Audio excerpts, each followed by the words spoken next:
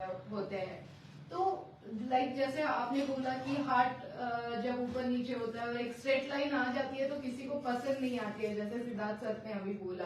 तो जी हाँ, इसे रोलर कोस्टर ही बोला जाता है और जब तक मार्केट डीप नहीं आएगा तब तक आप खरीदोगे ही कैसे?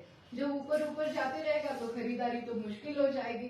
तो उसके लिए तो मार्केट नीचे आना जरूरी होता है। बट हाँ, 2024 में जितना कम फॉल हमने जनवरी में देखा है, डेफिनेटली लास्ट 2-3 साल से हमने बहुत ज्यादा देखा था, ऐसे मैं बोलूंगी।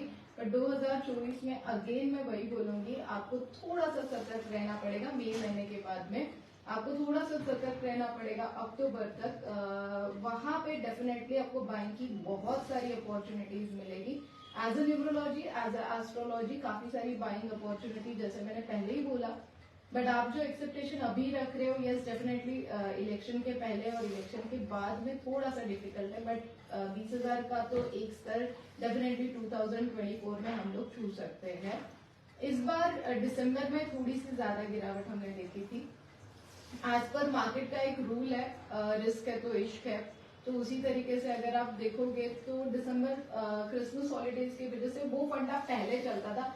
आप एक्चुअली कोई छुट्टी या फिर क्रिसमस वैकेशन मार्केट में कहीं दिखते नहीं है। ऑलवेज नए लोग आते हैं, नए लोग खरीदारी करते हुए हम लोग देखते हैं। उसी तरीके से ये सिलसिला चलते रहेगा। बट एस्ट्रोलॉजी प्लैनेट के हिसाब से शनिदेव तो हमने देखे ही है। स्टॉक मार्केट के लिए डेफिनेटली राहु और केतु बहुत बड़े कारक ग्रह होते हैं।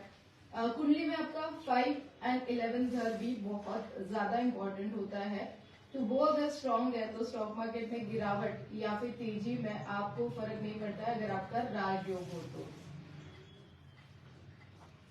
जी ठीक है, तो ये जानकारी ले ली है। मैम ने बता दिया है कि जनवरी का महीना किस तरीके का रहा है, 2024 हमारे लिए किस तरीके की अपॉर्चुनिटी लेके आया है।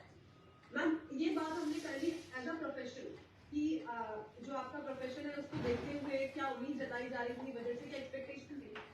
लेकिन अगर पर्सनल नोट पे मैं पूछना चाहूँ कि आने वाला जो बजट है नेक्स्ट, उससे आपकी क्या उम्मीदें हैं, तो वो क्या होगी? डेफिनेटली उससे बहुत ज्यादा उम्मीदें होंगी। जो इस बजट में मिसिंग है वो सारा मेरे हिसाब से उस बजट में कवर करने के लिए जो भी नई गवर्नमेंट आएगी वो कोशिश करेगी, काफी सारा दिलासा देगी। क्योंकि वो उनके लिए पहला बजट होगा, चाहे यही सरकार स्टेबल भी रही तो उस साल का, उस 5 साल का वो पहला बजट होगा। तो डेफिनेटली गवर्नमेंट भर भर के देने की कोशिश करेगी। इस नए बजट में काफी सारी अपॉर्चुनिटीज मिलेगी। अगर इन बिटवीन बजट के पहले अगर मार्केट नीचे मिलता है आपको कहीं पे भी डीप में, आपको एग्रीकल्चर, ऑयल, आप लोगों को इंफ्रास्ट्रक्चर, आप लोगों को मेटल सेक्टर्स में इन्वेस्टमेंट करना, सीमेंट सेक्टर्स में इन्वेस्टमेंट करना तो बनता है। जी ठीक है, तो इंफ्रा ने तो बूम दिखाई दिया है, इस बजट में भी बूम दिखा दिया है, जिसकी वजह से जो एंसिलरी कंपनियां, चाहे वो सीमेंट हो, चाहे वो स्टील हो, माइन की काफी सारी जो कंपनियां जुड़ी हुई है इंफ्रास्ट्रक्चर को लेके, वहां पे भी अच्छा खासा प्रॉफिट देखने को मिल सकता है। सिद्धार्थ सर, पर्सनली आपकी क्या एक्सपेक्टेशन है जो आने वाला बजट है? क्या हम चाहते हैं कि बजट में हमें ये चीज मिलनी चाहिए, ये हमारी मनोकामना है कि बजट में तो पूरी होनी चाहिए। एक्सपेक्टेशन की जहाँ तक बात करें तो उसमें एक्सपेक्टेशन किसी चीज़ को बेस नहीं होता। एक्सपेक्टेशन एक पर्सनल थॉट्स होती है, इमोशंस होती है, तो उसको किसी भी रैशनल से कनेक्ट नहीं कर सकते। बट हाँ, कुछ एक्सपेक्टेशन विशलिस्ट जरूर है मेरी।